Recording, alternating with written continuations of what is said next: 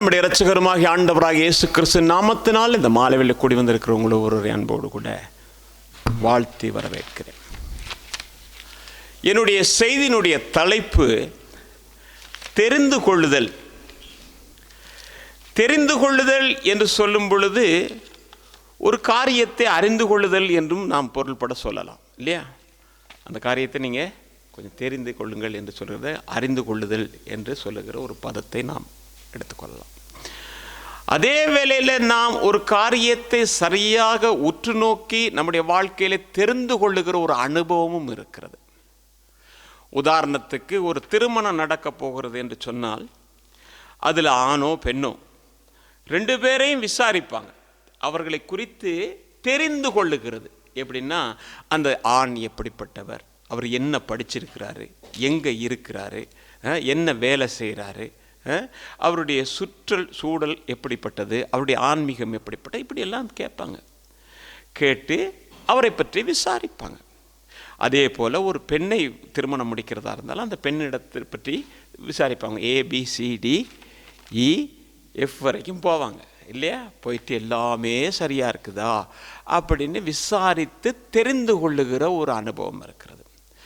நம்முடைய பிள்ளைகள் இங்கே இல்லை, இப்போ இலங்கை இந்தியாவில் பார்த்தீங்கன்னு சொன்னால் எப்படின்னா, பாடசாலை கொண்டு போய் சேர்க்கும்போது அந்த பாடசாலையை குறித்து தெரிந்து கொள்ளணும் அப்படின்ற ஒரு வாஞ்சை இருக்கும் பெற்றோருக்கு. எப்படின்னா, அந்த பாடசாலை எப்படிப்பட்டது, பிள்ளைகளுடைய படிப்பு எப்படிப்பட்டது, அவர்கள் அந்த ஸ்கூலில் எப்படிப்பட்ட நிலவரத்தில் இருக்கிறார்கள் என்றெல்லாம் தெரிந்து கொண்டு தான் என்ன செய்வாங்கன்னா, எவ்வளவு காசு கொடுத்தாலும் அங்கே கொண்டு போய் என்ன செய்வோம், சேர்ப்போம். அரசாங்கத்தில் படிக்கிறதை விட எங்கே சேர்ப்போம், அங்கே சேர்ப்போம். ஏன்னா இன்னொரு காரியம் அதில் இருக்குது. இப்போ நம்முடைய இலங்கையில் எடுத்திங்கன்னா ராயல் காலேஜ், மற்றது பெரிய பெரிய காலேஜெல்லாம் எடுத்திங்கன்னு சொன்னால், அந்த காலேஜுக்குள்ளே போயிட்டு வந்ததுக்கு பிறகு ஒரு வேலைக்கு அப்ளை பண்ணால் அவன் ரிசல்ட்ஸை பார்க்குறதுக்கு போல அந்த காலேஜோட பேரை பார்த்தா உடனே வேலை கொடுத்துருவான். அந்த மாதிரி ஒரு நிலைமை இருக்கிறது நம்முடைய நாடுகளில் என்று சொல்லி நாம் அறிந்திருக்கோம். அதே வேளை அந்த புள்ளை படித்து ஒரு நிலைமைக்கு வந்ததுக்கு பிறகு அவன் எக்ஸாம் எழுதியிருக்கிறான்னு சொன்னால், அந்த எக்ஸாமில் முடிவு வர வரைக்கும், அந்த பெறுபேறுகள் வர வரைக்கும் அவன் காத்திருக்கிறான். அந்த நேரத்தில் போயிட்டு ஒருத்தர் கேட்குற என்னென்னா, நீங்கள் என்ன செய்கிறதுக்காக யோசித்துருக்கிறீங்க அப்படின்னு கேட்பாங்க தானே. சிலர் கேட்பாங்க தானே, தம்பி நீங்கள் என்ன செய்ய போகிறீங்க அப்படின்னு கேட்பாங்க. நான் எல்லாம் டெஸ்ட் முடிச்சோன்னா அப்படி தான் கேட்டாங்க. அப்புறம் பார்த்துக்கலாம் அப்படின்னா, அப்படி தான் இப்படி இருக்கேன் சரியா. அப்போ கேட்பாங்க எப்படி நீங்கள் அடுத்தது என்ன செய்கிறீங்கன்னு. ஆனால் ஒரு குறிக்கோளோடு கூட ஒரு நோக்கத்தோடு கூட போகிறவன் தன்னுடைய வாழ்க்கையில் ஒரு தெரிந்து கொள்ளுதல் இருக்கும். அவன் சொல்வேன்னு தெரியுமா, நான் ரிசல்ட்ஸ் வந்ததுக்கு பிறகு நான் யூனிவர்சிட்டியில் போயிட்டு நான் மெடிசின் செய்ய போகிறேன், நான் டாக்டருக்கு படிக்கணும், நான் எட்வர்டுக்கு படிக்கணும், நான் அதுக்கு படிக்கணும், இதுக்கு படிக்கணும், என்ன செய்வான். அவன் ஒரு தெரிந்து கொள்ளுதலோடு கூட இருப்பான். அவனுடைய வாழ்க்கை வித்தியாசம். தெரிந்து கொள்ளுதல் இல்லாதவன் சொல்லுவான், வந்ததுக்கு பிறகு பார்ப்போம். அவனை குறித்து நாமும் அறிந்திருக்கிறோம் இல்லையா? அருமையான கர்த்தருடைய பிள்ளை, அன்பான தேவஜனமே, அப்படின்னா ஒரு மாணவன் என்ன செய்யறான்னு சொன்னா அந்த நிலைமையில் இருக்கிறது போலதான் இன்றைக்கு உலகத்தில் அநேகர் இடத்துல நீங்க கேட்டீங்கன்னாக்கும், நீங்க செத்ததுக்கு பிறகு எங்கய்யா போவீங்க அப்படின்னா, சிலர் சொல்வேன் என்ன தெரியுமா, செத்ததுக்கு பிறகுதானே அது தெரியும் அப்படின்வான். இப்ப எவன் எங்க போறான்னு யாருக்கு தெரியும்? சிலர் சொல்லிக்கிறான், நல்லது செஞ்சா நல்லது நடக்கும், கெட்டது நடந்தா கெட்டது நடக்கும் அப்படின்றான். ஆனா அவன் எங்க போறானோ போகலையோன்னு அவன் முடிவெடுத்தாலும் அவனுக்கு ரெண்டு இடத்துல ஒரு இடம் தான் இருக்குது.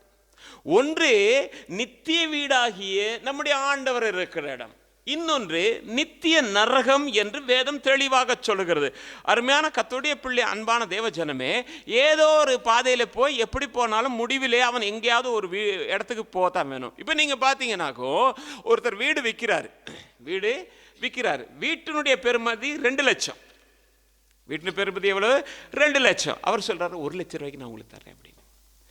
அடே, கண்ணை மூடி வாங்கலான்னு வாங்குவீங்களா?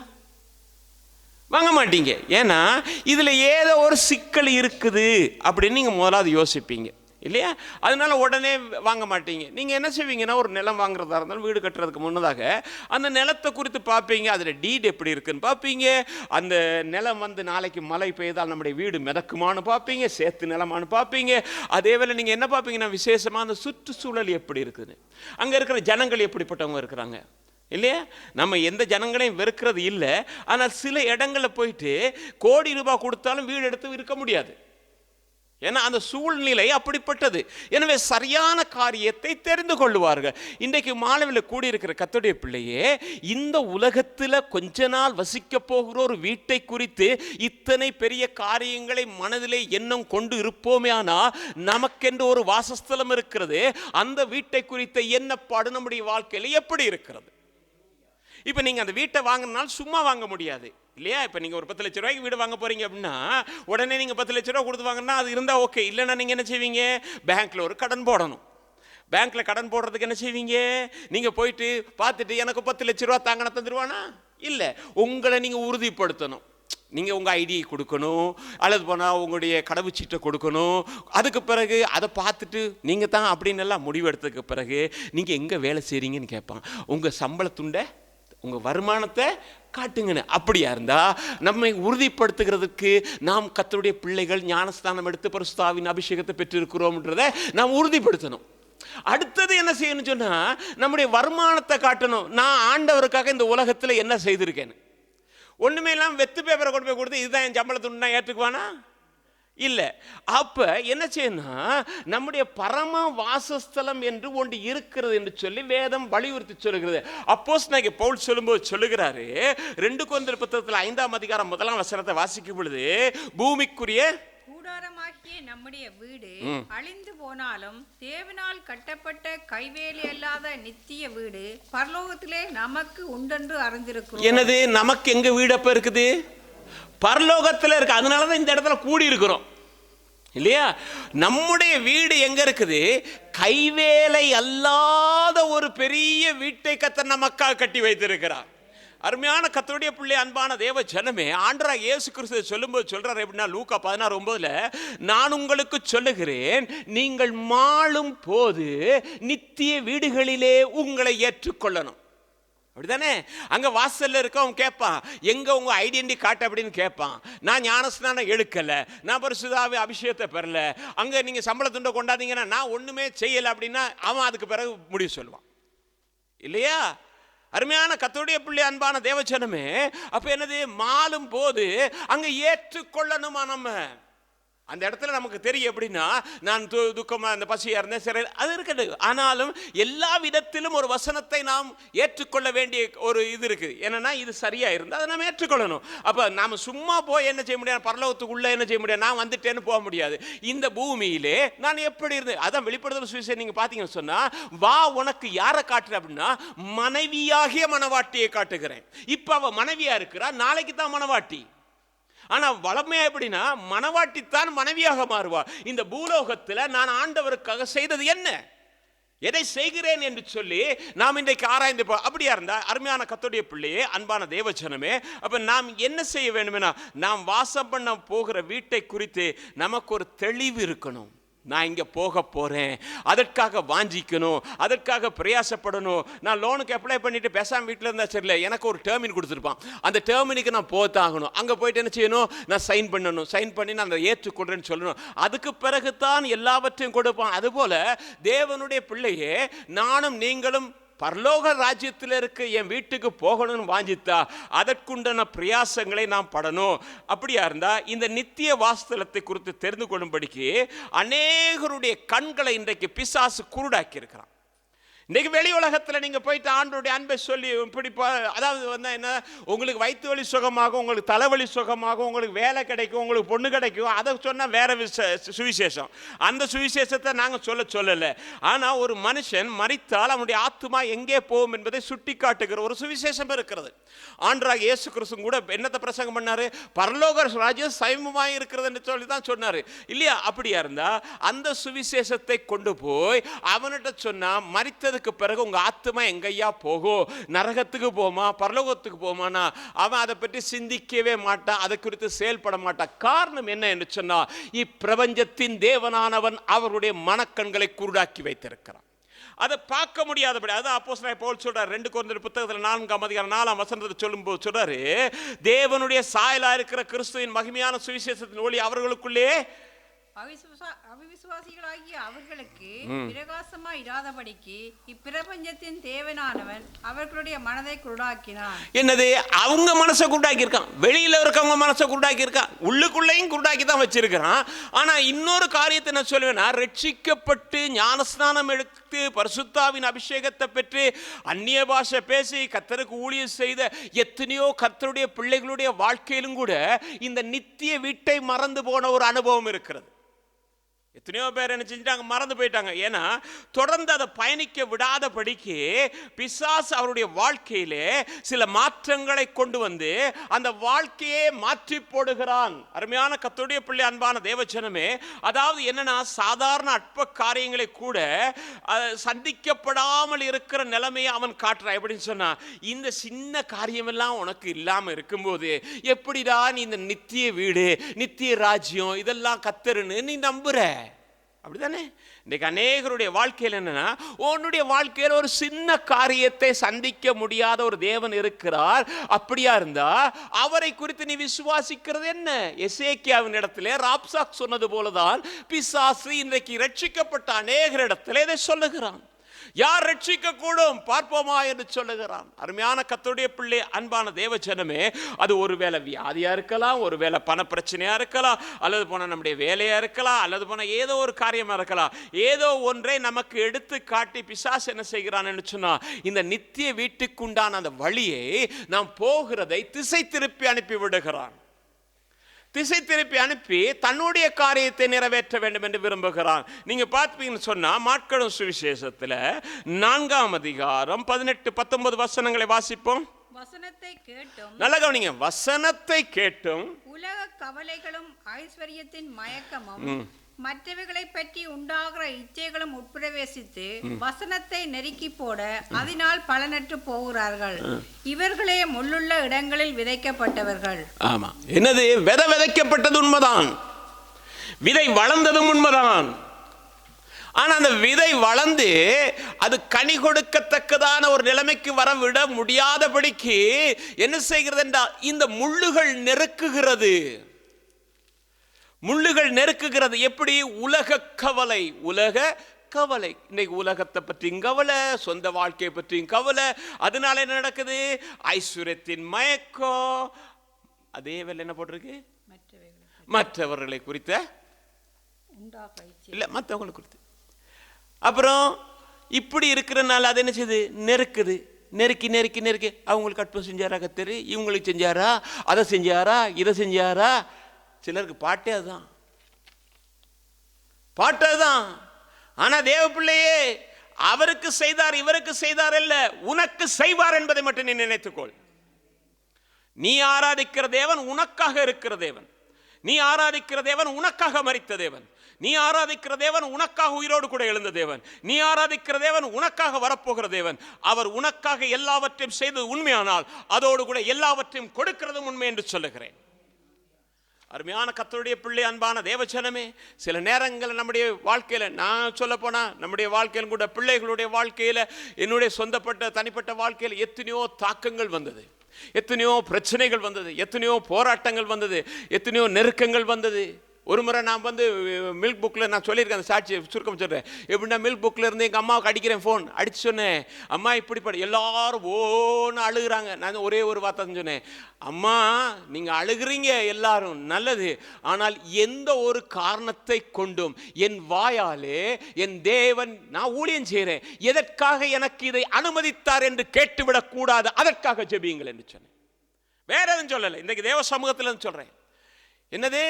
எதுக்காக ஆண்டவர் ஊழியம் செய்கிற ஊழியத்தில் கண்ட ஆசீர்வாதம் என்ன?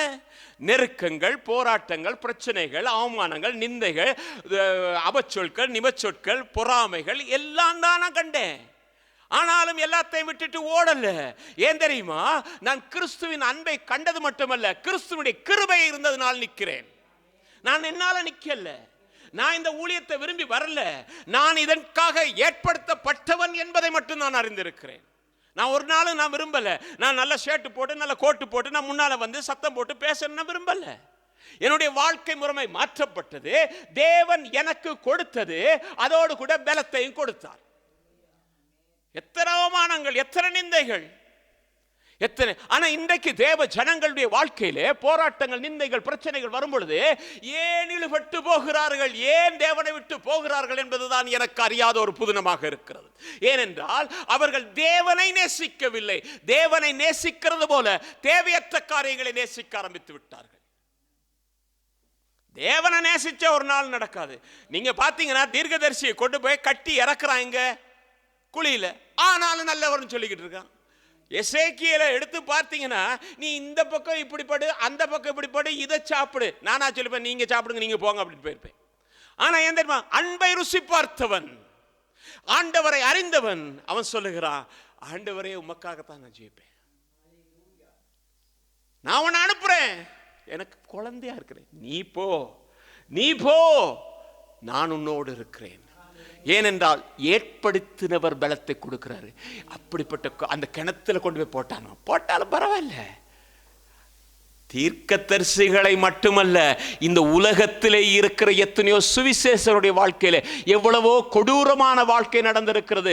ரஷ்யாவிலும் இன்னும் கம்யூனிஸ்ட் நாடுகளிலும் ஆண்டவருடைய வார்த்தையை சொன்னவர்கள் எத்தனையோ விதமான துன்பமான பாதைகளுக்குள்ளே போயும் தேவனை மறுதலியாமல் இருந்ததற்கு ஒரே ஒரு காரணம், தேவனுடைய கிருபை அளவில்லாமல் அவர்கள் மேல் இருந்தது.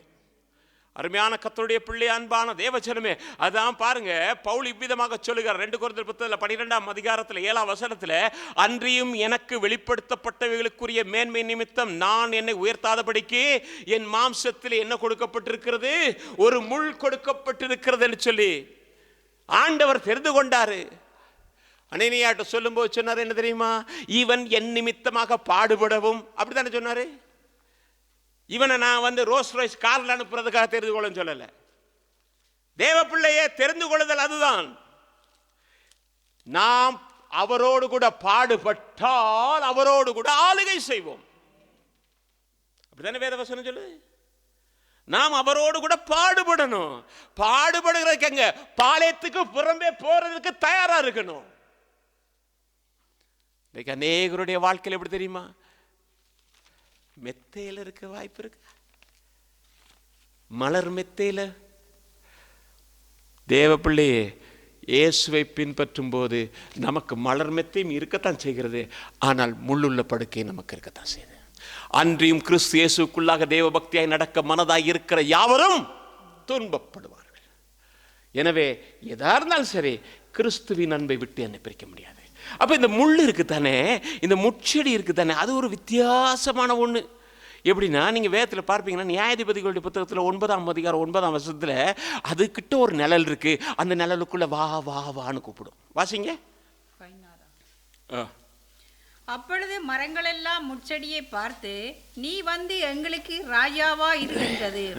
அதற்கு முச்சடியானது மரங்களை பார்த்து, நீங்கள் என்னை உங்களுக்கு ராஜாவாக அபிஷேகம் பண்ணுகிறது மெய்யானால் என் நிழலிலே வந்தடையுங்கள், இல்லாவிட்டால் முச்சடியிலிருந்து அக்கினி புறப்பட்டு. மரங்கள் எல்லாம் ஒன்று சேர்ந்துச்சு. ஒரு நாள் ஒன்று சேர்ந்து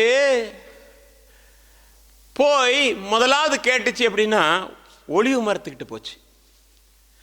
ஒலிவு மரத்திட்ட போயிட்டு கேட்டுச்சு, எங்களுக்கு ராஜா இல்லாமல் இருக்குது, நீ எங்களை ஆளுகிறாயா என்று சொல்லி. ஒலிவு மரம் படர்ந்து இருக்கும், அப்படித்தானே? அது கேட்டுச்சு. கேட்ட சொன்னிச்சு, நான் அதுக்கெல்லாம் இல்லை, நான் தேவர்களை மகிமைப்படுத்துறதுக்காகத்தான் நான் இருக்கிறேன். அப்படி அதுக்கு ஆவிக்குரிய அர்த்தங்கள்லாம் இருக்குது, பரவாயில்ல. அதுக்கடுத்த போச்சு, எங்கே போச்சுன்னா அத்தி மரத்துக்கிட்ட போச்சு. அத்தி மரத்துக்கிட்ட போய் கேட்டுச்சு, எங்களை ஆள்றியா அப்படின்னு. அது சொன்னிச்சு, எனக்கிட்ட என்ன இருக்குது தெரியுமா?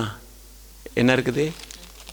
நல்ல கனி இருக்குது, நல்ல கனி இருக்குது, கிறிஸ்துவ மகிமைப்படுத்துகிற கனி. அதனால தான் கிறிஸ்து கூட போயிட்டு அத்தி மரத்தில் கனி தேடினார். நல்ல கனி இருக்கிறது. இப்போ ஒலிவ மரம் பெருசு, அடுத்தது அத்தி மரம் பெருசு. ஏன்னா காட்டத்தி மரத்தில் ஏறி உட்கார்ந்துருந்தான் யாரு? அப்போ பெருசாக தானே இருந்திருக்கும் இல்லையா? அடுத்தது எங்கே போகுதுன்னா, இந்த திராட்சை கொடி, அப்படி தானே? அதுக்கிட்ட போய் கேட்குது, செடி அது கொடியாக தானே போகும், கொடியாக படர்ந்து தான் கனி கொடுக்கும், அது நிழலாக இருக்கும். அதுக்கிட்ட போய் கேட்குது, எங்களை ஆள்றியா? இந்த மதுரமான ரசம் அங்கே கொடுக்கறதுக்காக நான் வரமாட்டேன். எல்லாத்தையும் பார்த்துக்கிட்டு எது இருக்குன்னு அந்த முட்செடி பார்த்துக்கிட்டே இருக்குது.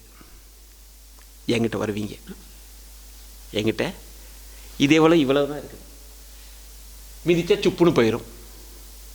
இது என்ன தெரியுமா சொல்லுது? ஏன் நிழலுக்குள்ள வா அப்படின்னுது. இன்னைக்கு சாத்தான் இப்படித்தான் வஞ்சகமாக தம்முடைய பிள்ளைகளை அந்த நிழலுக்குள்ளே கூட்டிக் கொண்டு போகிறான். அதுக்குள்ள போனா திரும்பினாலும் குத்தும், இங்கிட்டு பார்த்தாலும் குத்தும். முச்செடி அப்படித்தானே? அதுக்குள்ள நிழல் இருக்குன்னு போனா அந்த நிழல் என்ன செய்யும்? ஒரு நேரம் குத்தும். இதை அறியாமல் தான் இன்றைக்கு தேவனுடைய பிள்ளைகள் நடக்கிறார்கள். அருமையான கர்த்தருடைய பிள்ளை, அன்பான தேவஜனமே, முட்செடி கூப்பிடுது, வா வா வா அப்படின்னு. இன்றைக்கு பிசாசு வஞ்சகமான காரியத்தை சொல்லித்தான் கூப்பிடுவான். வேதத்தில் ஒரு காரியத்தை நான் உங்களுக்கு காட்டி கொடுக்குறேன். 1-2 சாமுவேல் புத்தகத்தில் 15ஆம் அதிகாரம் 1-6 வரைக்கும் வாசிக்கும் பொழுது அங்கே ஒரு காரியத்தை பார்க்கிறோம். இதற்கு பின்பு அப்சலோம் ரதங்களையும் குதிரைகளையும் தனக்கு முன்னோட 50 சேவகரையும் சம்பாதித்தான். மேலும் அப்சலோம் காலைதோறும் எழுந்திருந்து பட்டணத்து வாசலுக்கு போகிற வழி ஓரத்தில் நின்று கொண்டு, எவனாயிலும் தனக்கு இருக்கிற வழக்கு முகாந்திரமாய் ராஜாவிடத்தில் நியாயத்துக்காக போகும்போது அவனை அழைத்து, நீ எந்த ஊரான் என்று கேட்பான். அவன், உமது அடியான் இஸ்ரவேல் கோத்திரங்களில் ஒன்றுக்கு அடுத்த இன்ன ஊரான் என்றால், அப்பொழுது அப்சலோம் அவனை நோக்கி, இதோ உன் காரியம் நேர்மையும் நியாயவுமாய் இருக்கிறது, ஆனாலும் ராஜாவிடத்திலே உன் காரியத்தை விசாரிப்பார் ஒருவரும் இல்லை என்பான். பின்னும் அப்சலோம், வழக்கு விஜாயமாயுள்ள எல்லாரும் என்னிடத்தில் வந்து நான் அவர்களுக்கு நியாயம் செய்யும்படிக்கு என்னை தேசத்திலே நியாயாதிபதியாக வைத்தான் நலமாயிருக்கும் என்பான். எவனாயிலும் ஒருவன் அவனை வணங்க வரும்போது அவன் தன் கையை நீட்டி அவனை தழுவி முத்தம் செய்வான். இந்த பிரகாரமாக அப்சலோம் ராஜாவிடத்தில் நியாயத்துக்காக வரும் இஸ்ரவேலர் எல்லாருக்கும் செய்து இஸ்ரவேல் மனுஷருடைய இருதயத்தை கவர்ந்து கொண்டான். எதை கவர்ந்துக்கிட்டான்? இருதயத்தை கவர்ந்துக்கிட்டான். யாரு? அப்சலோம். நீங்கள் அந்த இதுக்கு முதல்ல பார்த்தீங்கன்னா தெரியும். அப்படின்னா ஒரு 50 ரதத்தை ஏற்படுத்திக்கிட்டான். இவன் சூழ்ச்சியாய் செயல்படுகிறான். எப்படி? சூழ்ச்சியா. ஜனங்கள் ஆள்றது யாரு? ராஜா. தாவீது ராஜா தான் ஆள்றாரு. இவன் என்ன தெரியுமா செய்கிறான்? இந்த ஜனங்களை நான் ஆள வேண்டும், என் நிழலுக்குள்ளே கொண்டு வரணும் அப்படின்னு ஒரு திட்டம் பண்ணுறான். திட்டம் பண்ணி அந்த ஒளி வாசலில் போய் நிற்பான். நின்னா அங்கேருந்து ஒருத்தன் வருவான், ரொம்ப சோகமாக வருவான். வந்த உடனே எங்கய்யா போகிறீங்க அப்படின்னே, நான் எனக்கு இப்படி ஒரு வழக்கு இருக்குது, நான் எங்கே போகிறேன்? இவ்வளோ நாள் யார் விசாரித்தது? ராஜா தான் விசாரித்தார். இவன் சொல்லுவான், நீ உன் வழக்க நீ சொல்லு பார்ப்போம். பார்த்தா, ஏய் சரியா இருக்குடாப்பா, ஓம் பக்கத்தாட்டா நியாயம் இருக்குது. நீ என்ன செய், அங்கே போகாத. அங்கே போனால் ஒருத்தருமே ஒன்று செய்ய மாட்டான், கணக்கெடுக்க மாட்டான். என்கிட்ட சொல்லு, என்ன நியாயாதிபதியை வைக்கிறதுக்கு நீங்கள் சொல்லிட்டீங்கன்னு சொன்னால் நான் உங்கள் இவன் அதுக்காக பிளான் பண்ணா? அதுக்கு பிளான் பண்ணலை. அப்படியே ஒருத்தன் வந்து 2ஆவது முறை வந்துட்டு இப்படி கையை இப்படி எடுத்து வச்சானா போதும், உடனே சகோதரனேன்னு கட்டி பிடிச்சிடும். அப்படி தானே? ஒருவன் என்னை அவனை வணங்க வந்தால் அவனை கட்டி தழுவி ஓ அப்படின்வான். மயக்கிறான். இவன் பிளான் வேற. இதுதான் பிசாசு செய்கிற வேலை. பிசாசு செய்கிற வேலை ஏதோ ஓம் பக்கந்தாப்பா நியாயம் இருக்குது, நீ கத்தன்னு தேடுறியே, அதெல்லாம் இல்லை. இங்கே வா, நான் உன்னை கட்டிக்கிறேன், நான் உனக்கு நியாயம் செய்வேன், நான் உனக்கு ஆசீர்வாதம் தருவேன், நான் உன்னை உயர்த்துவேன் அப்படின்னு கட்டிக்குவேன். ஆனா காலம் வரும்போதுதான் இந்த அப்சலோம் இதை எதற்காக செய்தான் என்பதை ஜனங்கள் அறிந்து கொண்டார்கள். அது வரைக்கும் நினைச்சாங்க தெரியுமா, ராஜா மகன், அவன் உண்மை உள்ளவன், அவன் தானே அடுத்த ராஜாவாக வர வேண்டியவன், அவங்கிட்ட நீதி இருக்கிறது, அவன் நன்மை செய்கிறவன்.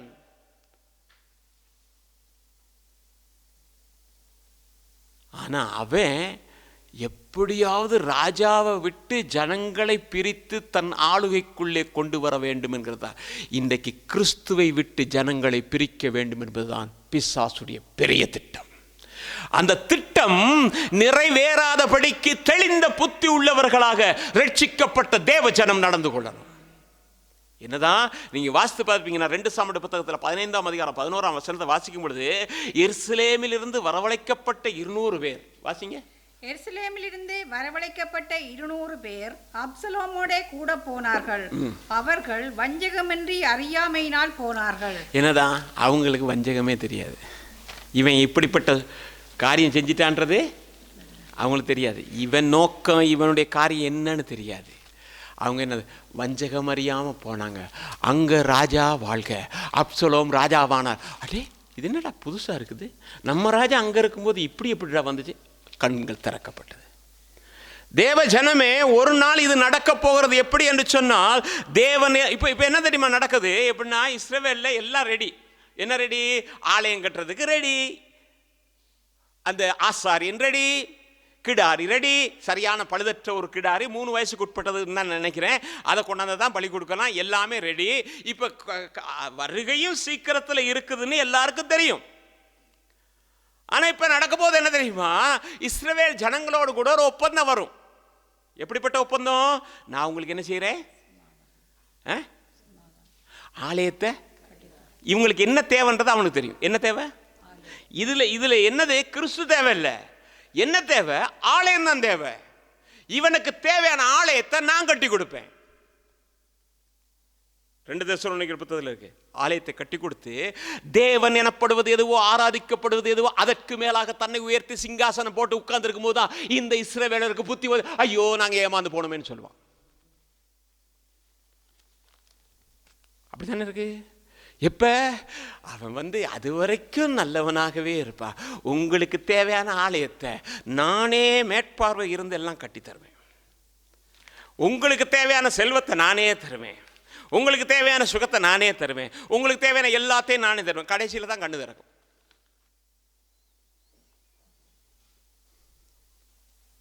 என்ன செய்வான்? அரிசி தர்றேன்னுவா, சீனி தர்றேன்னுவா, பருப்பு தர்றேன்னுவா. எப்போ?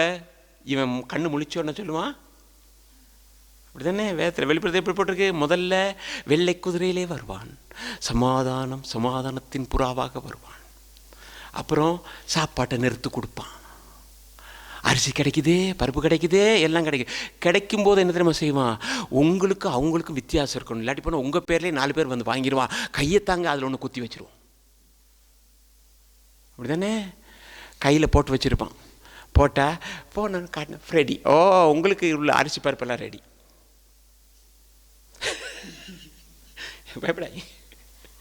பயப்படாங்க. காலம் வரும். நான் சொல்லலை, வேதம் சொல்லுகிறது. ஞானமுள்ளவன் கணக்கு பார்க்க கடவன் என்று சொல்லப்படுகிறது. அவனுடைய இலக்கம் 666. எல்லாருக்கும் ஒரே நம்பர் மாதிரியே இருக்குதே. எல்லாரும் ஒன்றும் பயப்பட வேணாம். நம்பருக்குள்ளே தான் நம்ம விஷயமே இருக்குது. நம்பருக்குள்ளே நம்ம இன்றைக்கி பாருங்கள், உங்கள் டெலிஃபோன் நம்பர் 1 போதும், எல்லாத்துக்கும் கனெக்ட் ஆகிருக்கும். எல்லாத்துக்கும் கனெக்ட் ஆகிருக்கும். நீங்கள் ஏதாவது ஒரு சாமானத்தை தேடினீங்கன்னாக்கும், பூனையை வாங்கணும்னு நினச்சிங்கன்னா உங்கள் டெலிஃபோனில் பூனை வரும். நீங்கள் கம்ப்யூட்டரில் தேடிக்கிட்டீங்க ஏதோ ஒரு சைட்டில், ஆனால் பூனை இதில் வரும். இன்றைக்கி அப்படி தான் எல்லாமே. இன்றைக்கி நீங்கள் எங்கே நடந்தாலும், நான் எங்கே நடந்தாலும், என்னை உங்களையும் கண்காணித்து கொண்டே தான் இருக்கிறார்கள். சைனாவில் தான் கண்காணித்து, இங்கேயும் கண்காணித்து கொண்டு தான் இருக்கிறார்கள். நாம் எங்கேயும் போய் ஒழிய முடியாத ஒரு காலம் வரப்போகிறது. அப்போ என்ன நடக்கும்? கையை கட்டியாச்சு, தாங்க தாங்க. அதை வாங்கிக்கிறீங்களா?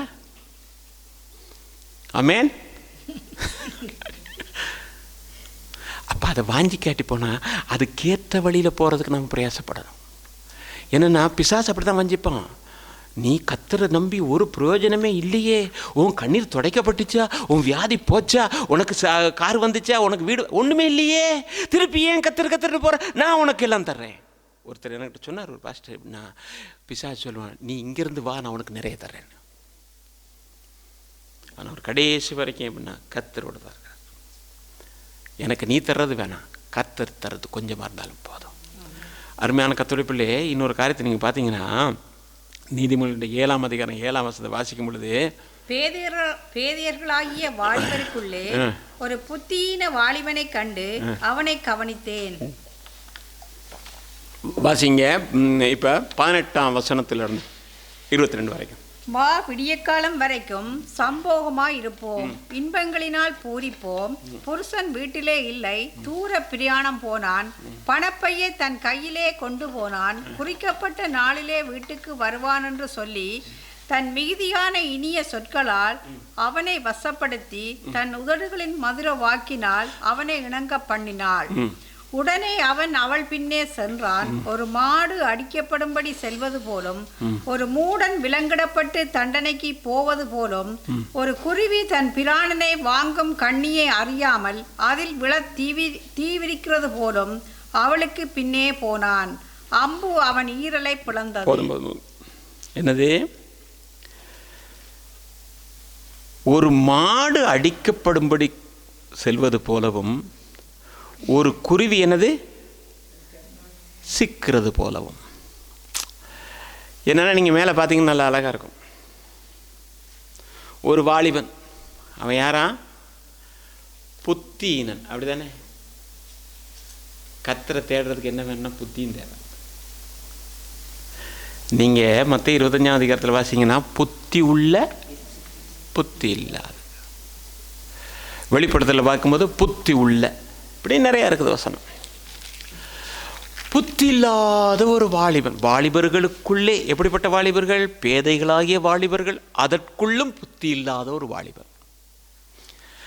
நீங்கள் பார்த்தீங்கன்னா அவர் சொல்லுவா, நான் இப்போ தான் எல்லாமே பழியெல்லாம் கொடுத்து ரெடியாக இருக்கிறேன், அப்படி தானே இருக்கிறேன், நல்ல விரிப்பெல்லாம் விரிச்சிருக்கிறேன், வா அப்படின்னு கூப்பிடுவார். என்ன அப்படின்னா, என் புருஷன் போயிட்டான். எங்கே போயிட்டான்? தூர பயணம் போயிட்டான். அவன் வர்றதுக்கு கொஞ்ச நாள் ஆகும். நாம 2 பேரும் சந்தோஷமாய் மகிழ்ந்திருப்போம், அப்படிதானே? இல்லையா? வா. இது பேதை தானே, புத்தீனம் தானே. இந்த மாடு மாதிரி இப்படியே போகுது, போயிட்டுங்க கண்ணில சிக்கிருச்சு. நம்ம ராஜாதி ராஜா, நம்முடைய மணவாளன் தூர பிரயாணம் போகும்போது நான் போய் வருவேன் என்று போனார்.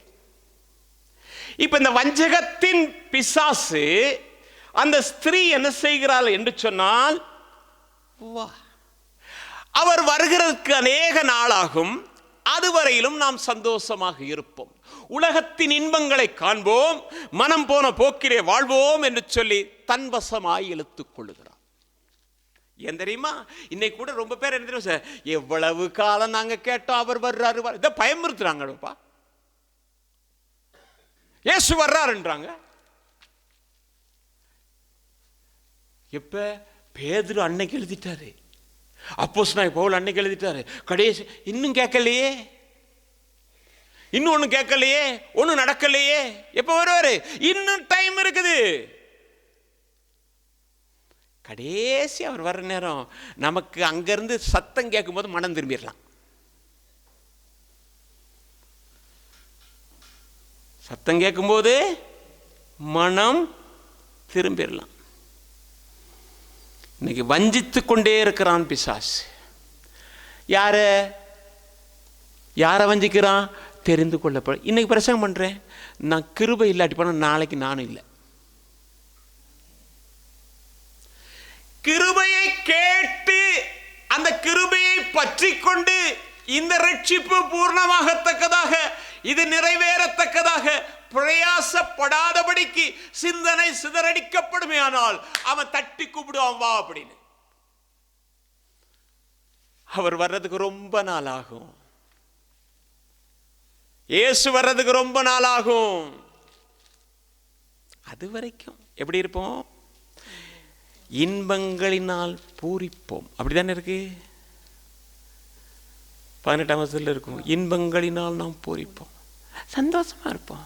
குடிக்க வேணாம், சிகரெட் குடிக்க வேணாம், கஞ்சா அடிக்க வேணாம், சினிமா பார்க்க வேணாம். ஆனாலும் நாம் கொஞ்சம் விலகி இருப்போம். இவைகள் எச்சரிப்பு. எனக்கு தெரியும், போன கிழமை நம்ம கத்தர் என்னது பிரசங்கம் என்னது, ஏதோ நீங்கள் சொன்னீங்க தான் எனக்கு ஞாபகம் இருக்குது, வர மாட்டேன், வர வேணாம். அதுக்கு முதல்ல அதுவும் ஞாபகம் தான் இருக்குது. இப்போ கிட்டது வந்துச்சு, இப்போ வர வேணாம். அந்த அம்மா ஒரு நாள் பாஸ்டர் அம்மா வந்தாங்க கீழே. வந்த உடனே என்கிட்ட வந்து சொன்னாங்க, ஓ இன்னைக்கு பாஸ்டர் பண்ண பிரசங்கம் அந்த மாதிரி. நான் கேட்டேன் எப்படி இருந்துச்சு அப்படின்னு. நான் சொன்னேன் இப்போ சொல்ல வேணாம், எப்போ நினைவு வருதோ அப்போ வந்து இது வரைக்கும் அவங்க வர்றதில்லை. தோத்திரம் இல்லாட்டி போனால் எந்த நாளும் வந்து எனக்கு பிரச்சனையாக இருக்கும். அதை பார்த்தியா இதை பார்த்தியா அங்கே சுவிங்கம் இருக்குது இது இருக்குது, அதை கேட்டதுலேருந்து கர்த்தருக்கு ஸ்தோத்திரம் இது வரைக்கும் அவங்களுக்கு காணும். நீங்கள் அப்படி காணாமல் போக மாட்டீங்கன்னு தெரியும். ஆமே, அங்கே போனால் தூதன் கேட்பான் நேற்று பிரச்சனை என்னன்னு.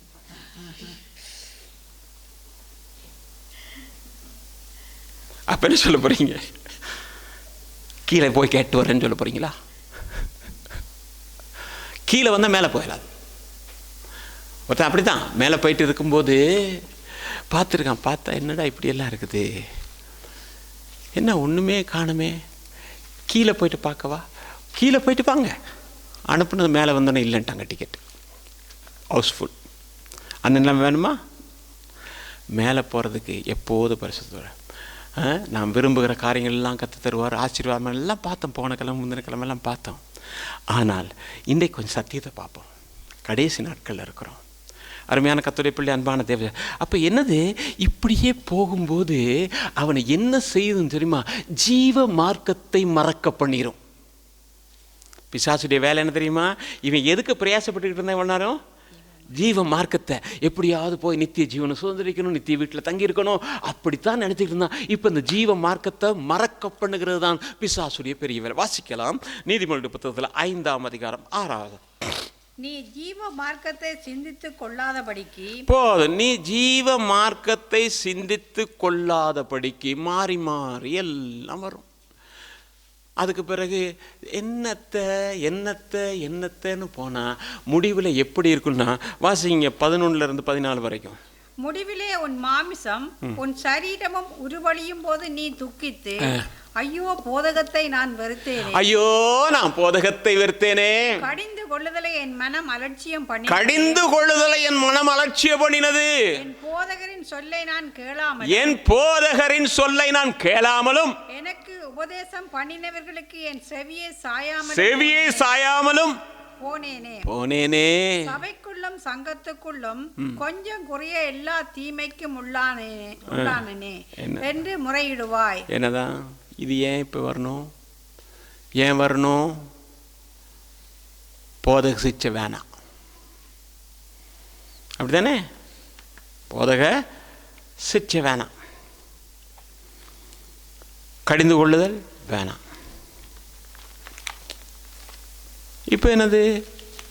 கடைசியாக உட்காந்துக்கிட்டு ஐயோ இதெல்லாம் விட்டுட்டேனே. மதுர வாக்கியங்களினாலே என்ன செய்வாள் என்று சொன்னால், தன் பக்கம் இழுத்து ஜீவ மார்க்கத்தை மறக்க பண்ணுவாள். நீங்கள் வெளிப்படுத்தல பார்க்கும் பொழுது அந்த தண்ணீர்கள் மேல் உட்கார்ந்துருக்கிறது யாருன்னு போட்டிருக்கோம்? பாபிலோன். அது இன்னைக்கு அதுதான் செய்யுது. அதுக்காக கர்த்தருடைய பிள்ளைகள் என்ன செய்யணும்? கண்ணீரோடு ஜெபம் பண்ணணும். ரட்சிக்கப்பட்டவர்கள் ரட்சிப்பில் நிலைத்திருக்கவும், ரட்சிக்கப்படாதவர்கள் ரட்சிக்கப்படவும் நாம் விண்ணப்பம் பண்ணணும். ஏன்னா யாரை எப்போ விழுங்கலான்னு தானே அவன் இருக்கிறான். அருமையான கர்த்தருடைய பிள்ளை, அன்பான தேவஜனமே, மதுர வாக்கியங்கள் நீங்கள் வேதத்தில் பார்ப்பீங்கன்னாக்கோ 1 சாமுவேல் புத்தகத்தில் 28ஆம் அதிகாரம் 21, 22, 23 வாசிக்கும்போது அங்கே நீங்கள் ஒரு காரியம் பார்க்குறீங்க. அப்படின்னா சவுலை குறித்து நாம் பார்க்குறோம். வாசிங்க ஒரு வசந்தம் மட்டும். அப்பொழுது அந்த ஸ்திரீ சவுலிடத்தில் வந்து அவன் மிகவும் கலங்கி இருக்கிறதை கண்டு அவனை நோக்கி, இதோ உம்முடைய அடியாளாகிய நான் உம்முடைய சொற்கேட்டு என் பிராணனை என் கையிலே பிடித்து கொண்டு நீர் எனக்கு சொன்ன உம்முடைய வார்த்தைக்கு கீழ்ப்படிந்தேன். இப்பொழுது நீர் உம்முடைய அடியாளுடைய சொல்லை கேளும். நான் உமக்கு முன்பாக கொஞ்சம் அப்பம் வைக்கிறேன், அதை புசிப்பீராக. அப்பொழுது நீர் வழிநடந்து போகத்தக்க பெலன் உமக்குள் இருக்கும் என்றாள். அவனோ தட்டுதல் பண்ணி, நான் புசிக்க மாட்டேன் என்றான். ஆனாலும் அவனுடைய ஊழியக்காரரும் அந்த ஸ்திரீயும் அவனை மிகவும் வருந்தி கொண்டதினால் அவன் அவர்கள் சொற்கேட்டு தரையிலிருந்து எழுந்திருந்து கட்டிலின் மேல் உட்கார்ந்தான். என்னது? என்ன போட்டிருக்க வசனத்தை நீங்கள் பார்த்தீங்கன்னா, அப்பொழுது அந்த ஸ்திரீ சவுலிடத்தில் வந்து அவன் மிகவும் கலங்கி. இப்போ ஒருத்தர் கலங்கி போயிருக்காருன்னு வச்சுக்கோங்க, இது ஒரு பிரச்சனை இல்லை. நீங்கள் என்ன செய்வீங்க? பிரியாணி கொண்டு போய் கொடுப்பீங்களா? ஆறுதல் என்ன செய்வீங்க? நீங்கள் ஒன்றும் அது பெருசாக எடுக்காதீங்க, கத்த செய்வார், இல்லாட்டி பணம் வெளியில் இருக்காது, நீங்கள் ஒன்றும் பெருசாக எடுக்காதீங்க, எப்படியும் அதை வெளில இப்படி தானே பேசுவாங்க. இது நார்மலாக இதுதான் இருக்குது. ஆனால் இவன் என்ன செய்கிறா? நீங்கள் கலங்கி போயிருக்கிறீங்க, நான் கொடுக்குற அப்பத்தை நீங்கள் சாப்பிட்டா நீங்கள் பலப்படுவீங்க. அப்படி தானே? நீங்கள் தொடர்ந்து போகிறதுக்கு நான் கொடுக்குற எலியாவுக்கு ஒரு அப்பம் கொடுக்கப்பட்டது, 40 நாள் ஓரே வரைக்கும் ஓடினான். இவன் ஒரு அப்பம் கொடுக்குறேன்றா. அப்பையும் அவனுக்குள்ள ஒரு வைராக்கியம். ஏன்னா இவன் ஏற்கனவே வைராக்கியமாக இருந்தவன் தான். சூனியக்கார தேசத்தில் இருக்கக்கூடாது என்று சொல்லி கர்த்தருடைய வார்த்தையின்படி அவர்களை விரட்டினவன் தான். இப்போ அவகிட்டே போனதுக்கு பிறகும் அவனுக்கு மனசாட்சியில் உறுத்துது. எப்படி உறுத்துதுன்னா, நான் ரட்சிக்கப்பட்டவன், நான் மனம் திரும்பினவன், நான் ஆண்டவருடைய பிள்ளை, எனக்கு இதுக்கு சம்பந்தப்பட முடியாது என்று சொல்லி அவன் நினைத்தாலும் கூட அவளுடைய தட்டுதலில் மீற முடியாதபடிக்கு அதை அவன் ஏற்றுக்கொண்டான். அப்படிதானே? சில நேரங்களில் தேவ பிள்ளையை தெளிவில்லாமல் போவோமே ஆனால், தேவனுடைய அன்பை புரிந்து கொள்ளாமல் போவோமானால், பிசாசுடைய வஞ்சகமான காரியத்தில் அவன் நமக்கு கொடுக்கிற அப்பமானது நம்மை பலப்படுத்தும் என்று சொன்னாலும் கூட நம்மை அது விழத்தள்ளும் என்று சொல்லுகிறேன். யாரை விழத்தள்ளும்? உங்களுக்கு தெரியாது. எத்தனையோ கொடிகட்டி பறந்த பரிசுத்தவான்கள் அவர்கள் பக்கத்தில் போய் நிற்க முடியாது என்று சொன்னவர்களை கூட பிசாசு விழத்தள்ளினான். அற்பமாய் ஒரு சோத்திரம் போட்டு ஒரு சாப்பாட்டு கூட ஜெபம் பண்ணாத ஆட்களை எவ்வளவு சீக்கிரமா பிடிப்போம் தெரியுமா?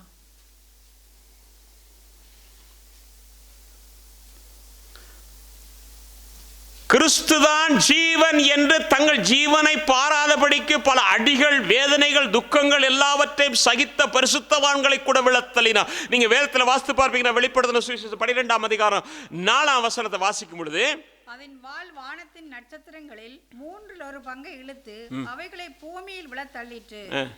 போதும். என்னது அது? எங்க இருந்ததுன்னா நட்சத்திரங்களாக ஜொலித்துக் கொண்டிருந்தது. முதலாவது வசனம் பார்த்தீங்கன்னா தெரியும். கிரீடத்தில் அப்படித்தானே இருக்கு. கிரீடத்தில் ஜொலிச்சுக்கிட்டே இருந்துச்சு. இது எப்படி? கையாலெல்லாம் இழுக்கல. இப்ப இருக்கிறது அந்த வாள் மட்டும்தான் இருக்குது. தலையை தான் நசுக்கிட்டாரு. இப்ப வாள் மட்டும்தான் இருக்குது. இந்த வாளால என்ன செஞ்சுன்னா,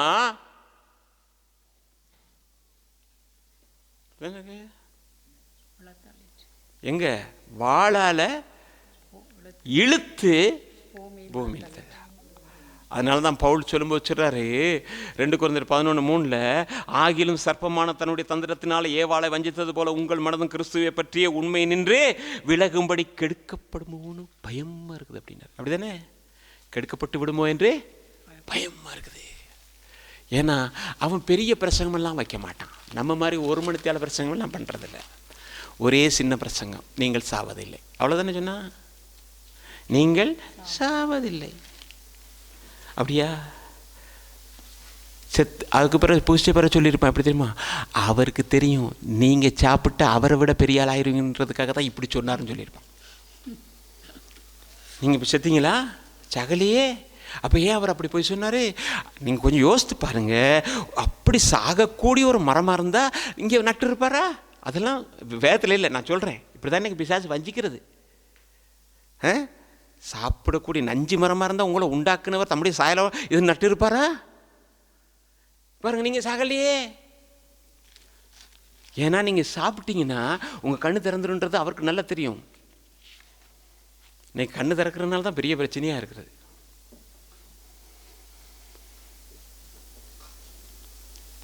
அதனால தான் பவுல் சொல்லும்போது சொல்கிறார் 2 கொரிந்தியர் 11ஆம் அதிகாரத்தில், சாத்தான நாம் மோசம் போகாதபடிக்கு 2:11 சாத்தானாலே நாம் மோசம் போகாதபடிக்கு அப்படி செய்தேன்.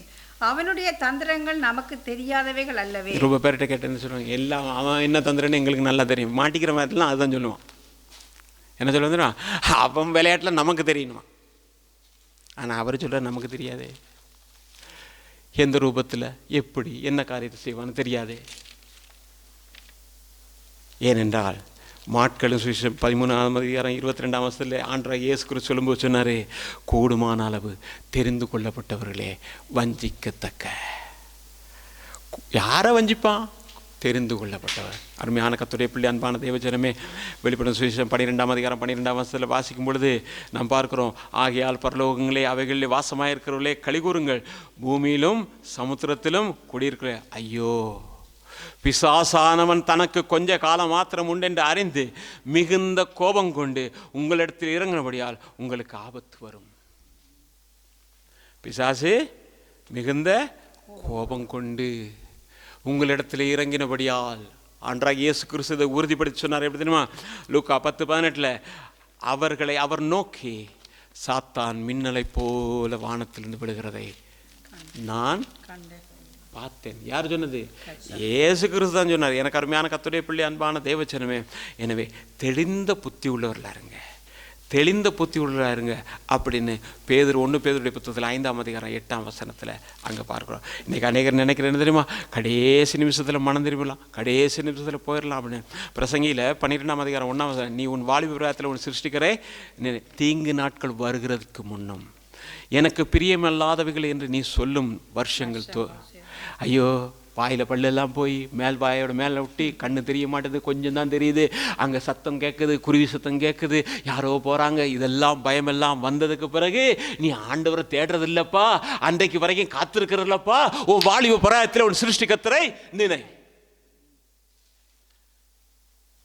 12:7 சொல்லி, இவ்விதமாய் மண்ணானது தான் முன்னிருந்த பூமிக்கு திரும்பி ஆவி தன்னை தந்த தேவனிடத்திற்கு மறுபடியும் போகிறதுக்கு முன்னும் வாலிப எல்லாத்துக்கும் அழிவு உண்டு, ஆத்மாவுக்கு அழிவில்லை. ஒன்று நித்தியத்தில் சந்தோஷமாக இருக்கும், இல்லை நித்திய நரகத்தில் வேதனை அனுபவிக்கும். அருமையான கர்த்தருடைய பிள்ளை, அன்பான தேவஜனம், அப்படியா இருந்தால் நித்திய வீட்டுக்கு போகிறதுக்கு ஒரு வழி இருக்குது. இந்த உலகத்தில் 2 வழி இருக்குன்னு ஆண்டவர் சொன்னார். ஒன்று இடுக்கமான வாசல், ஒன்று விசாலமான. நீங்கள் மத்தேயு 7:13-14 வாசிக்கும் பொழுது நீங்கள் பார்ப்பீங்கன்னு சொன்னால் 2 வாசல் இருக்குது. அந்த 2 வாசலில் ஏதாவது ஒரு வாசலில் நாம் போகணும். எப்படின்னா, நாம் நித்தியத்துக்கு போவோமா இருந்தால் இங்கே நீங்கள் பல பாடுகள், வேதனைகள், துக்கங்கள் எல்லாவற்றையும் நீங்கள் சந்தித்திருக்கலாம்.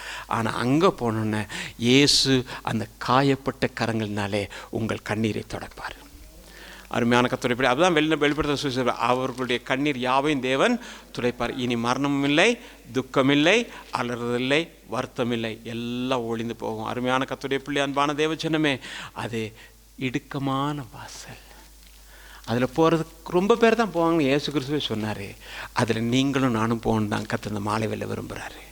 எனக்கு அருமையான கர்த்தருடைய பிள்ளை, எப்படியாவது போய் நாம் ஆண்டருக்குள்ளே சேரணும். இன்றைக்கி பார்த்தீங்கன்னு சொன்னால் விசாலமான ஒரு வாசல் இருக்குது. அதில் எப்படின்னா, எப்படி வேணாலும் போகலாம், நினச்ச மாதிரி போகலாம், நினச்ச மாதிரி வாழலாம் எல்லாம். அதான் மோசராஜ் ஒரு பாட்டு படித்தார், மனம் போன போக்கில் தினம் ஒரு திசையில் அலைந்தே திரிகிறான், பணம் பத்தும் செய்யும் என்று பகுடி பேசி ஆணவப்படுகிறான், ஜீவனும் மரணம் வாழ்வும் தாழ்வும் தேவனின் கையில் இருக்குது, ஆண்டவர் கையில் தான் இருக்குது. அதை மறந்துடுறான். மறந்துட்டு ஆவி தன்னை தந்த தேவனிடத்துக்கு போகிறதுக்கு முன்னதாகவே எங்கே என்ன செய்யணும் தெரியாமல் இந்த விரிவான அந்த அகலமான வாசலில் அப்படி வாழணும்னு நினச்சா ஒரு நாள் துக்கம்தாங்க. அருமையான கர்த்தருடைய பிள்ளையே, எல்லாம் வாழ்க்கையில் என்னதான் எப்படி நடந்தாலும் அத்தனையும் கர்த்தர் கையில் இருக்கின்றது மட்டும் நீங்கள் மறந்துடக்கூடாது. என் ஜீவன் கர்த்தருடைய கரத்தில் தான் இருக்குது, நான் சுகத்தோடு இருக்கிறது கர்த்தருடைய கரத்தில் தான் இருக்குது, நான் நாளைக்கு உயிரோடு கூட எழும்புறது கர்த்தருடைய கரத்தில் தான் இருக்குது. நீங்கள் வேதத்தில் வாசித்து பார்ப்பீங்கன்னா, யாக்கோபுடைய புத்தகத்தில் 14, 14, 15 வாசித்து பார்ப்பீங்கன்னா, அவங்க இந்த கிராமத்தில் இந்த வேற எதுவும் சொல்லலை, இந்த பட்டணத்திலிருந்து அடுத்த பட்டணத்தில் போயிட்டு வியாபாரம் பண்ணுவோம் அப்படின்னு சொன்னதுக்கே யாக்கோபு என்ன சொல்கிறாருன்னு சொன்னால், நீங்கள் எப்படின்னா நாளைக்கு நடப்பது உங்களுக்கு தெரியாதே, உங்கள் ஜீவன் எப்படிப்பட்டது, கொஞ்சம் காலம் தோன்றி பின்பு தோன்றாமல் போகிற புகையை போல இருக்கிறது. ஆதலால் ஆண்டவருக்கு சித்தமாக இருந்தால், உயிரோடு இருந்தா, அவர் என்ன வச்சிருந்தா என்று சொல்லி பல அந்த நம்பிக்கையும் விசுவாசம் இருக்கிற கர்த்தருடைய பிள்ளையே, நீ கர்த்தரை விட்டு ஒருபோதும் விலக மாட்டாய் என்று சொல்கிறேன். இல்லை, நான் நாளைக்கு எல்லாம் பார்த்துக்குவேன், ஒரு நாள் இல்லைங்க கர்த்தரை விட்டு. அதனால் நித்திய வீடு ஒன்று இருக்குது, நித்திய அக்கினின்னு ஒன்று இருக்குது. இந்த அகலமான வாசல் வழியே போகிறவங்களுக்கு அவங்களுக்கும் ஆண்டவர் ஒரு இடத்த ஆயத்தப்படுத்தி வச்சிருக்கிறாரு, நித்திய அக்கினி. நீங்கள் பார்த்தீங்கன்னு சொன்னால் 25ஆம் அதிகாரம் மற்ற 25:41 வாசித்தீங்கன்னா தெரியும், அங்கே ஒரு பெரிய இடத்த ஆயத்தப்பட, அது மனிதர்களுக்காக ஆயத்தப்படுத்தலை, பிசாசுக்காகவும் அவனுடைய தூதர்களுக்காகவும் ஆயத்த பண்ணப்பட்டது. அந்த இடத்துக்கு ஒரு கர்த்தருடைய பிள்ளை போக வேண்டும் என்று வாஞ்சிக்கவே கூடாது. நீங்கள் பார்த்தீங்கன்னு சொன்னால் மத்தேயு 22:12-13 வாசித்து பார்த்தீங்கன்னா அந்த இடம் எப்படிப்பட்டதுன்னு சொன்னால் அங்கே அழுகை, பட்கடிப்பு, இருள் என்று தான் இருக்குது. புறம்பான இருள். அந்த இருளில் போய் எப்படி இருக்க முடியும்? ஆணுவான் அங்கே ஐயோன்னுவான், ஐயோ எரியுதுன்னுவான், தாகன்னுவான், இப்படியெல்லாம் இருக்குது தானே. அங்கே நீங்கள் பார்த்தீங்கன்னா ஆபிரகாமுடைய மடியில் ஒருத்தர் இருக்கும்போது அங்கே ஒருத்தன் சொல்கிறான், ஐயோ தாகமாக இருக்குது, தாங்க முடியலையே, ஒரு சொட்டு தண்ணி தாங்க, ஒரு அதுவும் கிடைக்கலன்னு. கடைசியில் அவனுக்குள்ள ஒரு மனம் திரும்புதல் வந்துச்சு. என்ன தெரியுமா? ஐயோ என்னுடைய சகோதரர்கள்லாம் வெளியில் இருக்கிறாங்க, அவங்களுக்கு இந்த வேதனை தெரியாது, இந்த துக்கம் தெரியாது, அவங்களும் என்ன போல தான் சுகபோகமாய் வாழுகிறார்கள், அவர்களுக்கு யாரையாவது அனுப்பி சொல்லுங்க. நான் அனுப்புகிறேன்னு சொல்லலை. அங்கே மோசேயும் தீர்க்கதரிசிகளும் இருக்கிறாங்க.